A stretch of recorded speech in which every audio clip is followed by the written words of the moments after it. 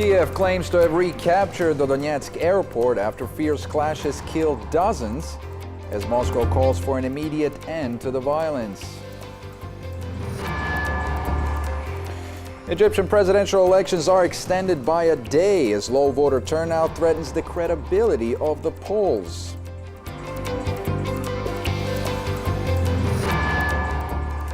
A wave of deadly terrorist attacks strike Iraq, leaving at least 27 people dead.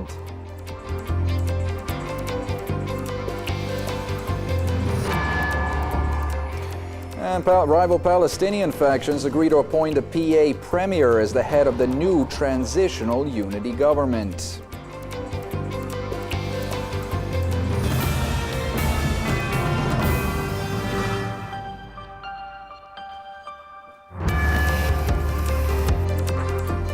Hello and welcome to the program. You're watching AEE World News with me, Sergeant Preradovic. We begin with our top story tonight and the ongoing turmoil in Ukraine. Now, 2 days after presidential elections were held, Kiev is about to continue with its military operations in the east of the country. This is more than 50 self-defense fighters and civilians were killed after Ukrainian troops stepped up their offensive, namely in the Donetsk region. It appears that Ukraine's new President Petro Poroshenko's words of continuing with Kiev's so-called anti-terrorist operations in the east of the country were quickly translated on the ground. Early Tuesday, the country's acting interior minister announced that Ukrainian forces regained control of the main airport in the eastern city of Donetsk. The airport is completely controlled. The enemy had serious losses. We have no losses. The operation has been going on in Donetsk since the morning. The move comes after Kiev authorities have announced that military operations in the east will continue until all self-defense units active there have been neutralized. Clashes between the military and pro-Russia separatists have been raging around the airbase since Monday afternoon. However, after a day of punishing airstrikes by the Ukrainian military, dozens of people were killed. According to the PM of the self-proclaimed Donetsk People's Republic, more than 50 self-defense fighters and many civilians have been killed since Ukrainian troops stepped up their offensive in the region. An injured separatist summed up Monday's brutal attack. Right sector seized the airport. Our objective was to kick them out. We failed because their numbers were greater than ours several-fold. We seized the main airport building, but afterwards they started shelling, firing from jet fighters and helicopters. There were not many injured left. Most of us were dead. A lot of us, about 100 people. All the roads leading to the airport were blocked by trucks, tractors and police. Smoke could be seen billowing above the airport. Blood-spattered and bullet-riddled hulks of trucks, used by activists, were scattered on the ground. At a morgue in Donetsk, dead bodies of pro-Russian separatists piled up, with officials describing the situation in the east of the country as intense. However, it is still too early to say if the so-called anti-terrorist operations by Kiev forces will break the rebellion in Donetsk, as activists have pledged to continue with their fight until their demands are met. Some pretty graphic images coming out of eastern Ukraine today, while the Russian President Vladimir Putin called for an immediate end to the punitive operations by military forces in the eastern regions of Ukraine. In a phone conversation with Italian Prime Minister Matteo Renzi, President Putin urged for the establishment of a peaceful dialogue between Kiev and regional representatives. Meanwhile, Russian Foreign Minister Sergei Lavrov called on Kiev to put an immediate end to the violence in Ukraine after more than 50 people were killed in fighting in the eastern city of Donetsk. The number one task for the Kiev authorities and the test of their durability, given the results of the presidential election, is bringing an immediate end to the use of the army against the public and an end to any violence by all sides. Well, the Ukrainian billionaire Petro Poroshenko has been formally declared the winner of Sunday's presidential elections. The election commission said Poroshenko secured more than 54% of the vote. The tycoon's win comes after months of political turmoil in the country amid a surging wave of discontent in the east. Well, Jonathan Fryer is a political analyst. He's joining me now to talk a little bit more about this ongoing crisis in Ukraine. Mr. Fryer, what does the intensity of this military operation in Donetsk tell us about how the new president in Kiev intends to govern? Well, I think we have to be very clear why there has been the operation that the government has launched, which is because whatever you want to call them, you've called them self-defense forces, others might call them insurgents or separatists, had taken over the airport in Donetsk. Now, no country can tolerate having airports of major cities being taken over by opposition forces. But that said, it is quite clear that Petro Poroshenko, the president who won on Sunday very convincingly, is a man who does want to have a negotiated settlement. But as was said by Sergei Lavrov, the Russian foreign minister, both sides have got to stop military armed operations. It's not just the Ukrainian army which is acting against the separatists. There are ongoing incidents of pro-Ukrainian, if you like, Kiev forces or individuals in the eastern part of Ukraine who are being the victims of attacks. So it's very, very important that the heat is taken out of this conflict and that people do get round the table. Okay, let's focus on Kiev for a moment. What do you think the government there is hoping to achieve here, seeing these images, stepping up these military operations, despite what the reasons might be? The people on the ground are unlikely to be swayed by brute force, and still there is a good reason to believe that millions do support this separatist movement in Donetsk and Luhansk.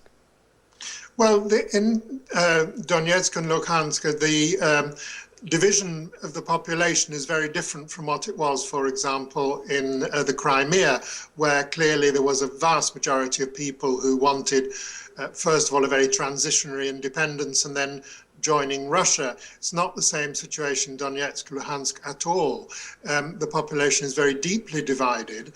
There are certainly a lot of Russian speakers or pro-Russians in the eastern part of Ukraine who would rather a different sort of situation, but even the Russians themselves, in other words, people in Moscow, are saying, we do not want to break up the rest of Ukraine. What we want to see maybe is a negotiated settlement where there would be more autonomy for the eastern regions, where the Russian language would be given greater status. Perfectly reasonable demands, but one doesn't achieve perfectly reasonable demands by occupying airports and arresting also, as appears to have happened, OSCE observers, which were sent in to try to moderate the situation, or at least find out what was going on, and not for the first time have found themselves captured by some of the separatists.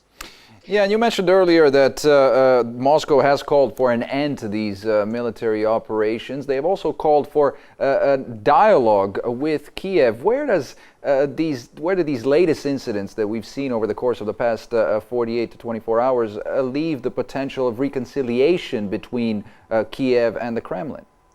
Well, it's going to be very difficult, inevitably, when people get killed, on whichever side, and when people suffer physically, emotionally, and in many other ways. Reconciliation is never easy.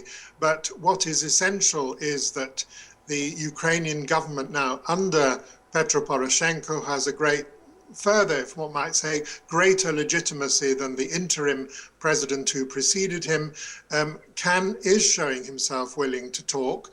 And the OSCE, the sort of wider European Security Conference of Nations under the Swiss presidency, is the ideal people really to broker these talks.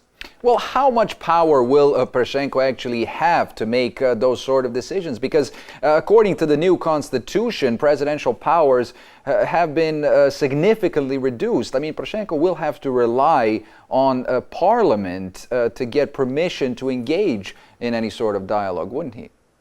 He would, and I think that won't be difficult for him to get, quite frankly. I mean, one of the main reasons that the Constitution was changed to reduce the presidential powers because of the way that they had been abused in the past by certain previous holders of the office. But certainly there is a widespread support for Poroshenko and some of his allies in the parliament. So I don't think there will be necessarily great opposition to talks, but the longer conflict goes on and the more blood there is and the more tragic images that we see on our television screens, inevitably the more difficult it's going to be. And what about these presidential elections? I mean, given the fact that so many people didn't vote in the east of the country, can we really consider it to be a legitimate outcome of what the Ukrainian people want? Well, certainly a majority of people in Ukraine overall did vote, and it was a very clear victory for Poroshenko, which indeed had been predicted that would happen. But there were many people in the eastern region who either chose to boycott the election or who felt that it was not safe to take part. There were some cases, I'm not saying this is necessarily widespread across the region, but there were certainly some cases where people were intimidated not to take part. And indeed, I saw pictures of ballot boxes being used as waste paper bins outside polling stations, which was showing that some people were obviously treating the election as not something they were prepared to take part in. Political analyst Mr. Jonathan Fryer, thanks very much for joining us. Thank you.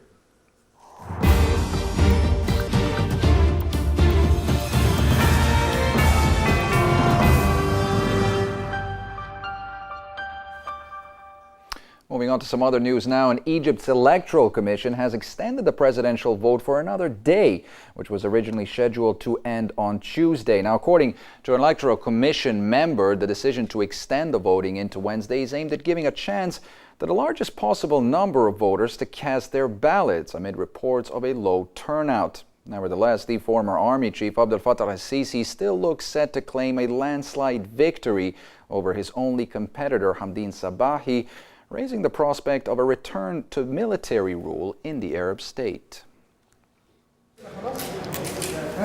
7 elections in 3 years may be close to a record of a crumbling democracy, but Egyptians are participating in the country's presidential elections all the same.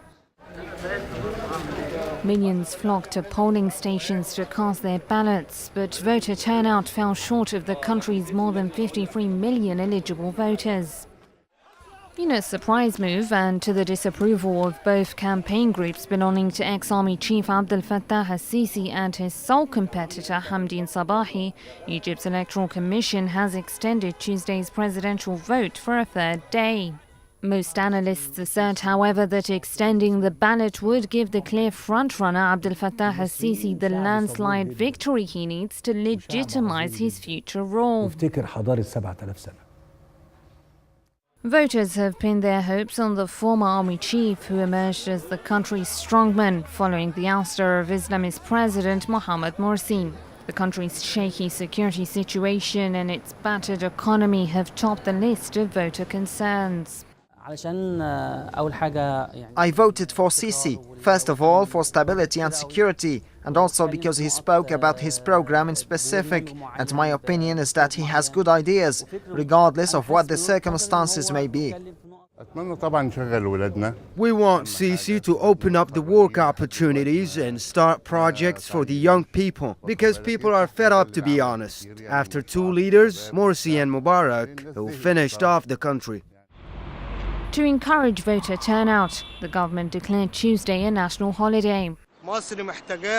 Egypt needs us. All of us should head to the polls to raise our country's flag. Under the facade of democracy, Egypt's presidential vote will most likely put Sisi in the lead, as opposed to leftist politician Hamdin Sabahi, who is seen as the fig leaf of the allegedly preordained vote. Many fear that the results of the election, which will be announced on June 5th, could awaken a sleeping giant and bring military rule back to life after Hosni Mubarak was toppled in 2011. Less than a year after Morsi's ouster, the Muslim Brotherhood is still mourning its own demise. The Islamist organization, along with many other 2011 revolutionary groups, has boycotted the elections to protest against Sisi's heavy-handed crackdown. With the vote still underway, it appears that the name of the winner in Egypt's presidential race has already been chosen and sealed in wax. All right, let's get more on this now with our correspondent Karim Ezzeddin. He's standing live for us in the Egyptian capital, Cairo. Karim, reports are emerging that the polls are being extended due to low voter turnout. What are you hearing? Well, yes, actually, the Supreme Electoral Commission decided to extend the voting interval for an extra day to encourage people to participate in the voting process. As the voters turnout, the number of participants has dropped today compared to yesterday. Maybe it's because of the due to the the hot weather conditions today, as it peaked at around 40 degrees. So the number of participants was way less than expected. Okay, Karim, and what are your sources telling you? Will the low voter turnout threaten the legitimacy of these polls? Well, yes, actually, both of the campaigns of the two candidates, Abdel Fattah al-Sisi and Hamdin Sabahi, have already opposed the decision of the Supreme Electoral Commission, as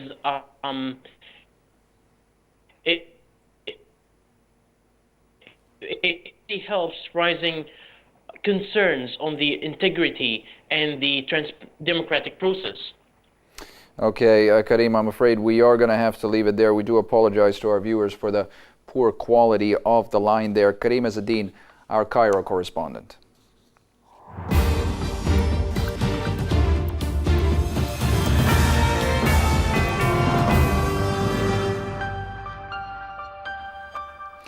Well, at least 27 people were killed and dozens of others injured in Iraq when a wave of terrorist attacks struck several areas across the country. The deadliest attack claimed 19 lives after a suicide bomber targeted a Shia mosque in the capital, Baghdad. Attacks in Iraq have not even spared the sanctity of the mosque from being stained with the blood of its worshippers, and hushing the calls of God is great. At least 27 were killed in total, and dozens of others were wounded as a wave of attacks swept across the violence-stricken state. The highest death toll, standing at 19, resulted from an assault on a Muslim Shia mosque in the capital, Baghdad, where a suicide bomber detonated himself ahead of noon prayers. Worshippers were performing ablutions to purify themselves before praying and ended being shrouded in their own blood. Another 36 people were injured in this bloody blast, which rocked Al-Wathba Square in central Baghdad. No group has claimed responsibility for the bombing as of yet, but the attack has Al-Qaeda's fingerprints all over it, characterized by sectarianism. Elsewhere in the country, roadside bombs in Sadr City and Dura districts left 2 people dead, while a series of bombings and shootings in the northern city of Mosul claimed another 6 lives. Counting Tuesday's violence, the death toll for 2014 has so far exceeded 4,000, casting a cloud of gloominess over the country, which has struggled to cope with the surge in bloodshed over the past decade. Well, the Palestinian resistance group Hamas and its rival, the Fatah movement, have agreed to appoint Rami Hamdallah as the head of a unity government. Officials from the two parties said that they would make a formal announcement concerning the makeup of the new government later in the week. In what marks the first significant step towards ending the crippling rift between the rival Palestinian factions, the resistance movement Hamas has announced that it has agreed with Fatah to name Palestinian Authority Prime Minister Rami Hamdallah as the head of the unity government, which is expected to be unveiled within days. In a statement, the Hamas spokesman Sami Abu Zuhri said that the understanding was reached following a long session of talks between the two groups in Gaza, which wrapped up late Monday night. We officially agreed that Rami Hamdallah will be the premier of the unity government. We also agreed on a number of ministers, and we will continue our discussions to delegate others. The two sides will hold a final meeting to agree on the final form of the new government. The two groups also agreed on a number of names to take on ministerial portfolios in the new cabinet, but an official close to Hamas said the two groups were still unable to agree who will hold the interior minister's post, tasked with security in both Gaza and the West Bank. The good news for Palestinians came after President Mahmoud Abbas' envoy said that the new government was to be unveiled by Thursday, ending 7 years of rival administrations in the West Bank and Gaza Strip. The official said in a statement published on Palestinian national TV that the consultations on the national consensus government were over and that the announcement of a new cabinet will come from the president in the next 2 days. For his part, Ismail Haniyeh, the former Gaza Prime Minister and Hamas leader, said that his group will be part of any future roadmap, even if it does not participate in the new government. He also said that the reconciliation deal will never be a replacement to the resistance, which has scored major victories against the Israeli occupation forces. Last month, rival groups Fatah and Hamas hammered out a reconciliation deal in an effort to end the rift, which has marred their relations since 2007. The deal stipulates the formation of a national unity government to serve until legislative elections are held in the occupied West Bank and the besieged Gaza Strip. You're watching Al-Tijah World News. Stay with us, still to come. Thailand's armed forces tighten their grip on power amid ongoing anti-coup demonstrations.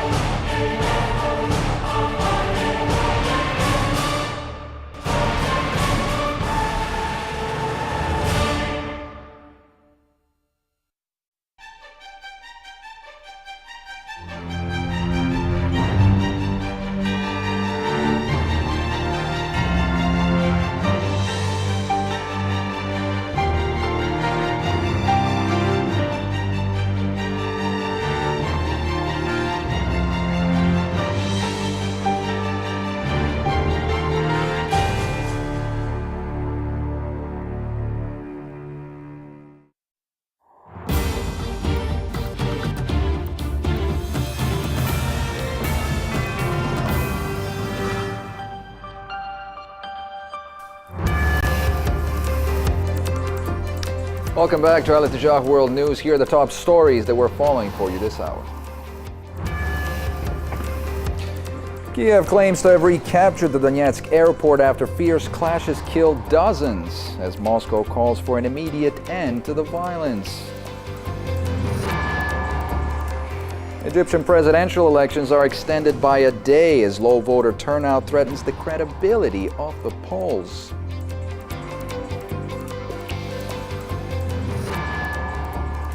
A wave of deadly terrorist attacks strike Iraq, leaving at least 27 people dead.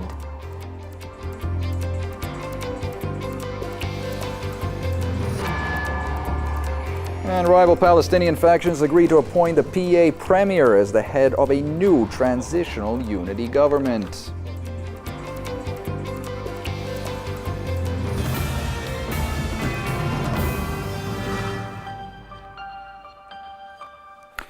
Well, the U.S. President Barack Obama has announced his intention to withdraw U.S. forces from Afghanistan by the end of 2016. Obama said that he plans to reduce the number of U.S. troops in Afghanistan to 9,800 this year. Washington wants the remaining troops to play a supportive role for Afghan government forces after the war formally ends later this year. 2014, therefore, is a pivotal year. Together with our allies and the Afghan government, we have agreed that this is the year we will conclude our combat mission in Afghanistan. Here's how we'll pursue those objectives. First, America's combat mission will be over by the end of this year. Starting next year, Afghans will be fully responsible for securing their country. American personnel will be in an advisory role. We will no longer patrol Afghan cities or towns, mountains or valleys. That is a task for the Afghan people.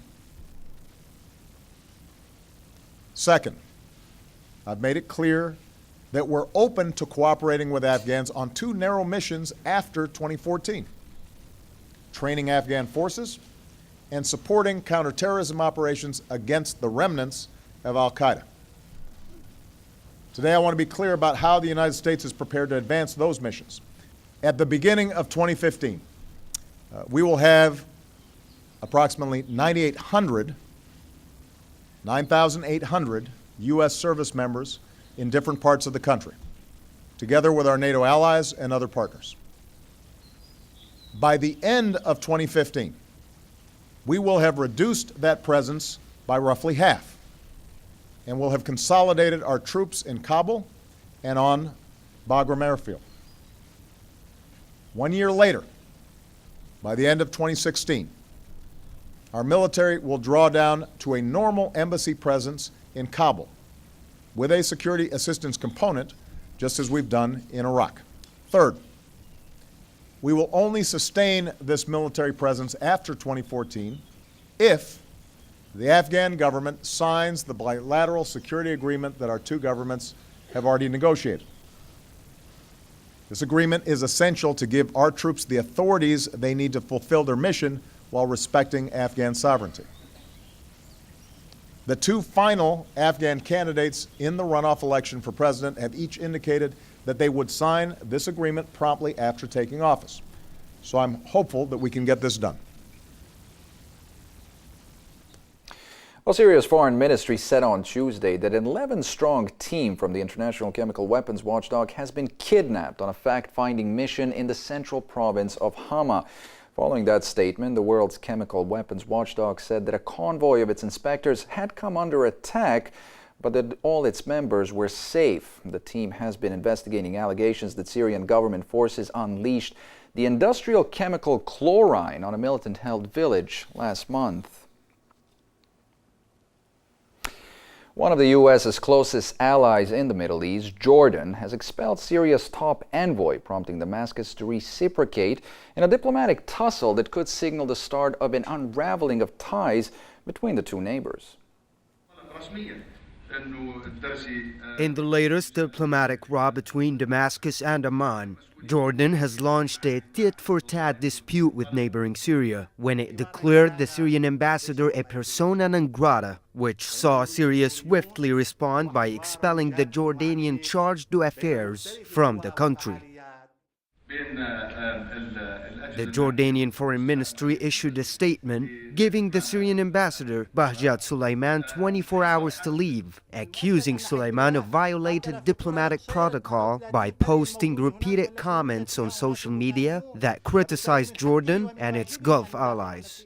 The statement went on to say Mr. Suleiman used the territory of the kingdom as a platform to level unfounded accusations in more than one statement and post. This was despite repeated warnings for a long while. But behind the public statements, it was unclear what specifically caused Jordan to expel Syrian ambassador Bahjat Suleiman, as Jordan has hosted an envoy from Syria since the start of the 2011 crisis, despite supporting radical militants trying to overthrow President Bashar al-Assad. According to some diplomatic sources, the timing of Suleiman's expulsion was tied to the embassy's announcement it will stage voting for Syrians living in Jordan in a presidential election on June 3rd that looks all but certain to give President al-Assad a third 7-year term in office, to the discontent of Amman. However, Jordan has confirmed the decision does not imply that the Syrian embassy will be closed, with the Jordanian Foreign Ministry saying that Damascus can appoint a new ambassador to replace Suleiman. Jordan has long denied hosting US-led training of Syrian militants or supplying military aid to Assad's opponents, but intelligence reports state otherwise, detailing how the Jordanian monarchy has given refuge to radical militants fighting to topple the Syrian government.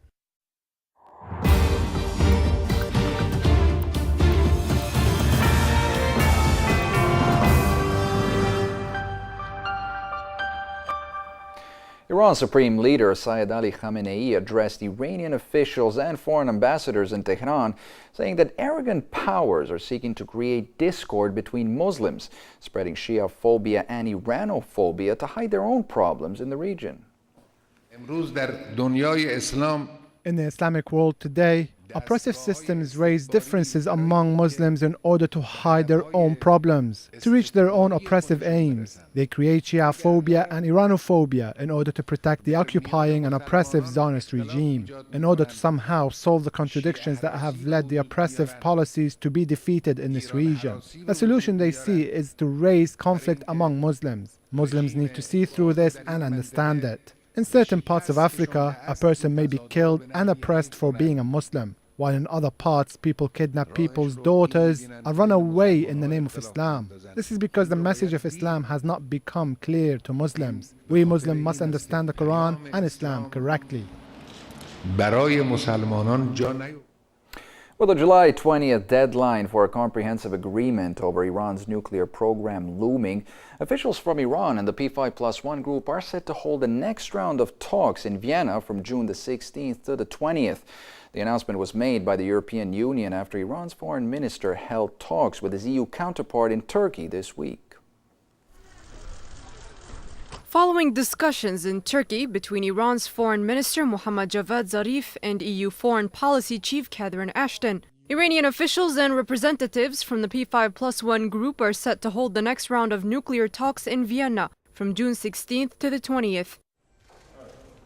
Ashton's spokesman Michael Mann said that the discussion held in Istanbul on Monday and Tuesday concerning ways to advance nuclear talks were long and useful.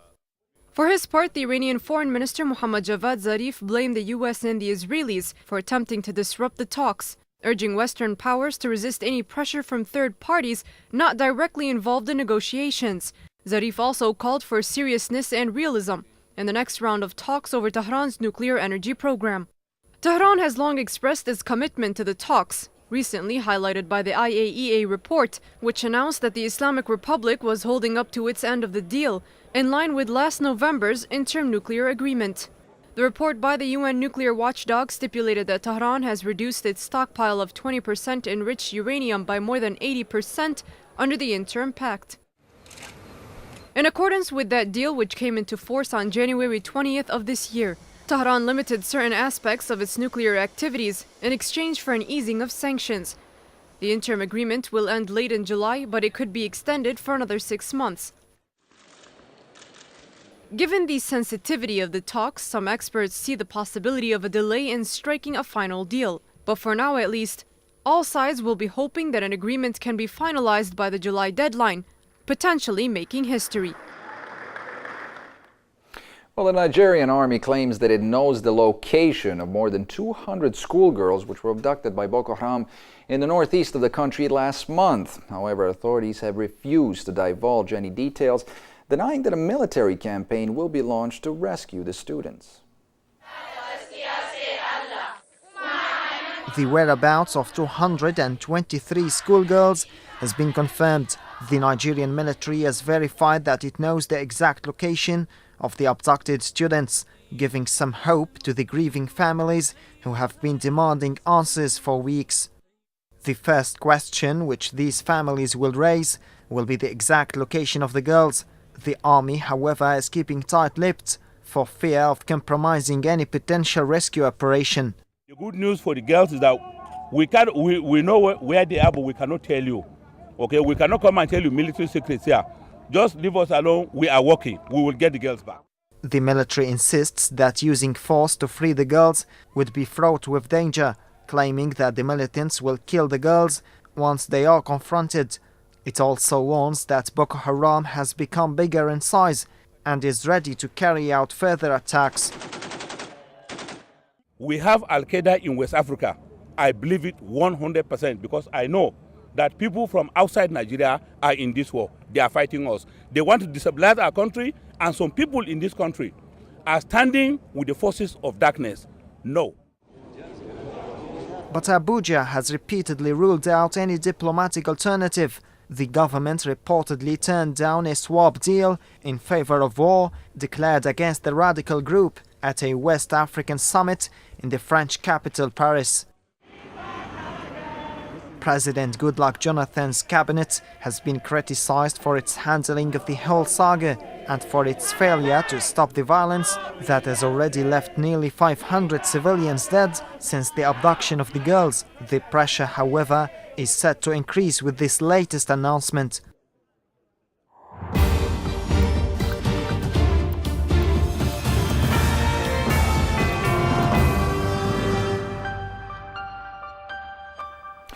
Following parliamentary elections, victories by Eurosceptic and far-right parties in several of the EU's 28 member states, mainstream political parties are scrambling to save face with a disgruntled European public and Europe's largest institution at stake. The ripple effect of the shock EU parliamentary election results is still being felt across the continent. The nationalist upset vote on Sunday saw Eurosceptic parties in Britain, France and Denmark emerge as front-runners, while right-wing groups made strong showings in Hungary and Greece. And for the first time, the 751-member parliament will have seats reserved for neo-Nazi groups. French President François Hollande called for the European Union to reduce its role, as anti-EU parties made sweeping electoral gains across the 28-member bloc. This cannot continue. Europe has to be simple, clear to be effective where it is needed, and to withdraw from where it is necessary. I am a European. My duty is to reform France and to change the direction of Europe. In the last 2 years, Europe has overcome the euro crisis. But at what price? An austerity that has ended up disheartening the people. Hollande's comments were greeted with delight by Eurosceptics who accused Brussels of meddling in national affairs. And also by the likes of British Prime Minister David Cameron, who advocates a scaling back of the powers currently vested in European institutions. But the signal that France would consider a reversal of powers to national governments has caused concern among those, particularly in Germany, who believe European integration has not run its full course. Regarding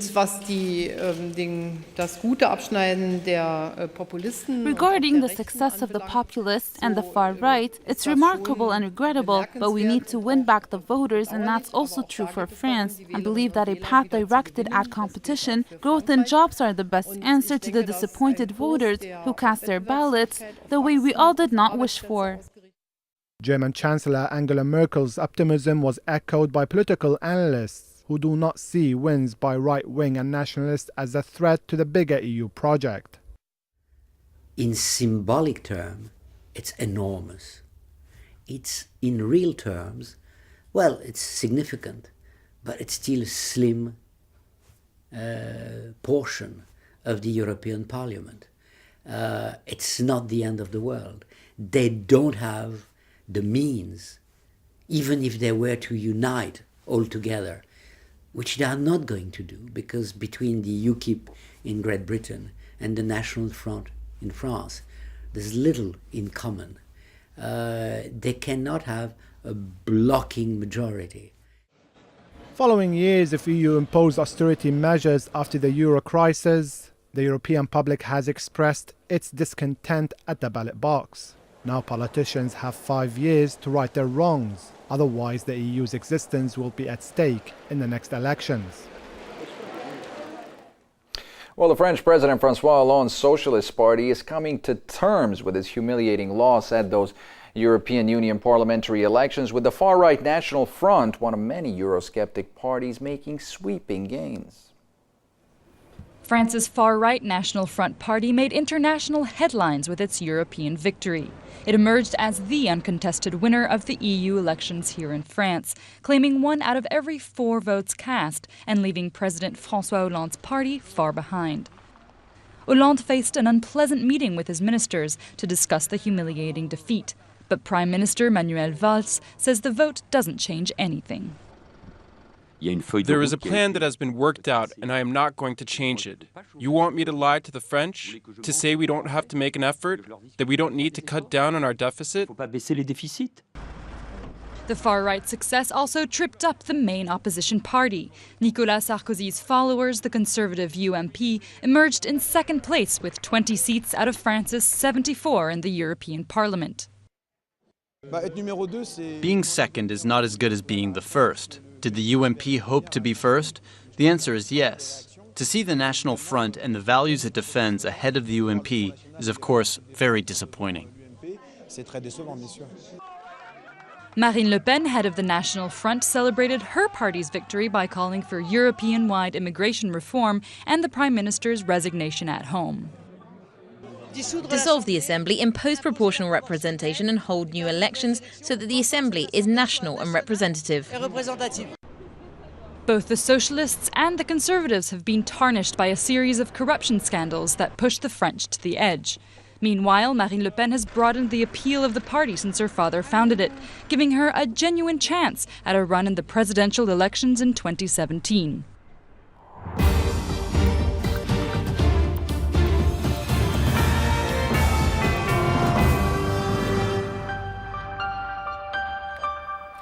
Anti-coup protesters are continuing to stage rallies in the Thai capital Bangkok, calling for elections and a return to democratic rule. The country's armed forces, however, are tightening their grip on power, most recently detaining the former education minister after he publicly denounced the military coup. He was supposed to restore order in Thailand following nearly 7 months of deadly demonstrations. But 5 days after Army Chief Prayuth Chan-o-cha seized power in a military coup, the situation seems to be getting worse. Prayuth was appointed head of the National Committee for Peace and Order on Monday, but these anti-coup protesters made sure there was no order in the capital Bangkok, where hundreds gathered to express their anger, summarized in 2 words: get out. For days, the scene at the symbolic Victory Monument has been the same. Anti-coup protesters chanting slogans and holding banners, defying martial law, denouncing the coup, and calling for elections. It is not right. One side is always right and another side is always wrong. If they take over power, they have to set the date for the next election as soon as possible. That I might accept. Nearby, riot police and army units stood in full riot gear, perhaps as a warning of what's to come if the protesters do not heed the calls of the military authorities and leave the streets. Meanwhile, some are already feeling the pinch. Chaturon Chaesang was the former education minister in the ousted government. He was the first member of the former administration to emerge from hiding and publicly denounce a military coup. If anyone thinks that the coup will stop all the conflict and the turmoil or violence, they would be wrong, because the coup will create more conflict to this society, and there will be more potential for this society to face with violence, especially from oppression, suppression, or even oppression against people. The criticism, however, cost him his freedom, as Thai troops detained him on the spot. Scores of politicians, activists, and others have already been detained by the military. The army has also thrown out the constitution, dissolved the Senate, and censored the media. Anyone who insults the monarchy or violates the military's orders is to be tried in a military court. Prayuth has not set a time frame for how long the army will stay in power, although he said he hoped to hold elections soon. For now, it seems he's going to need more than hope if he aims to bring stability to Thailand and return the country to democracy. After taking the helm of the world's largest democracy, India's Prime Minister Narendra Modi held landmark talks with his Pakistani counterpart Nawaz Sharif, paving the way for a fresh start between the two countries. Hailed as the start of a new era after winning the world's biggest elections, India's new Prime Minister Narendra Modi's change of policy has already influenced foreign relations. On his first day at work, Modi held landmark talks with his Pakistani counterpart Nawaz Sharif in New Delhi, marking a new chapter in relations between the neighboring countries. The men shook hands and smiled before holding talks for 50 minutes in a meeting where trade and security issues were high on the agenda. India and Pakistan have fought 3 wars, and bilateral ties completely broke down after the 2008 attacks by Pakistani gunmen on Mumbai that left 166 people dead. But in a surprise move, Modi decided to invite Sharif to his inauguration. Sharif was one of 6 regional leaders who attended the lavish inauguration evening for Modi, a former T-boy who has been elected leader of the world's largest democracy with the strongest mandate for 30 years. However, Modi has an image as a hardliner, even within his own Hindu nationalist party, and is regarded deep with suspicion by many in Pakistan after deadly anti-Muslim riots erupted in his western electorate a decade ago. Nonetheless, after these latest historic talks, it appears that ties between India and Pakistan may be on the mend and the beginning of a new chapter on the horizon. A Vietnamese fishing boat has sunk after it collided with a Chinese vessel near a controversial oil rig in the South China Sea. This amid rising tensions between the 2 nations. The crew from a Vietnamese fishing vessel, which sank after colliding with a Chinese boat, were rescued by other Vietnamese ships after yesterday's incident. Crew members have accused 40 Chinese vessels of encircling their boat before ramming into their ship. However, a Chinese Foreign Ministry spokesman has dismissed the claims, laying the blame squarely on Vietnam. The direct cause of this incident is this: Vietnam has ignored China's repeated negotiations, warnings and disillusion, insisted on forcefully disrupting China's normal operations, and carried out dangerous actions on the seas. Regardless of the exact details behind the incident, this latest encounter between the 2 sides is likely to further escalate tensions between both nations, given that for the past few weeks they have engaged in skirmishes at sea. It was the first ship reported sunk since the dispute flared in early May. The standoff has seen repeated incidents between dozens of Chinese and Vietnamese vessels, including many civilian and fishing boats. The confrontations have included reported rammings and the use of water cannons. Relations between frequently testy communist neighbors Vietnam and China have plummeted over the oil rig's presence, which has exacerbated an increasingly heated dispute over territorial claims in the area. The oil rig is positioned in the vicinity of the contested Paracel Islands. Japan itself, at odds with China, expressed its alarm at the latest incident in the South China Sea. Tokyo is engaged in a thorny maritime territorial dispute of its own with Beijing in the East China Sea. Tensions over the oil rig sparked violent anti-Chinese riots in Vietnam earlier this month, which left 4 Chinese nationals dead. China claims nearly all of the sea, even waters approaching the coasts of its neighbors, and has become increasingly assertive in staking those claims.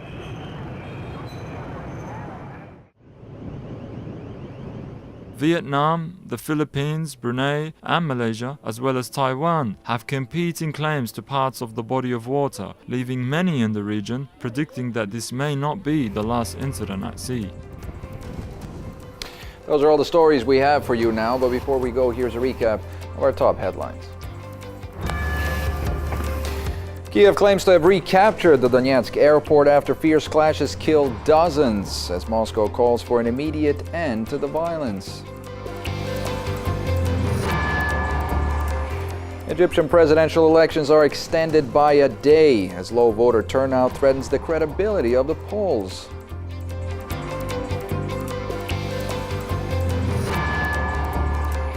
A wave of deadly terrorist attacks strike Iraq, leaving at least 27 people dead.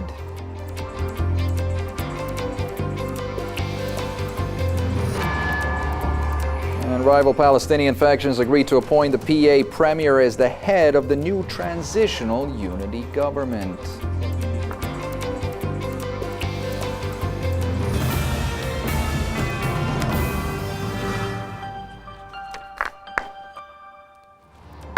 That's it for me and the AEE TV news team. Thanks for watching.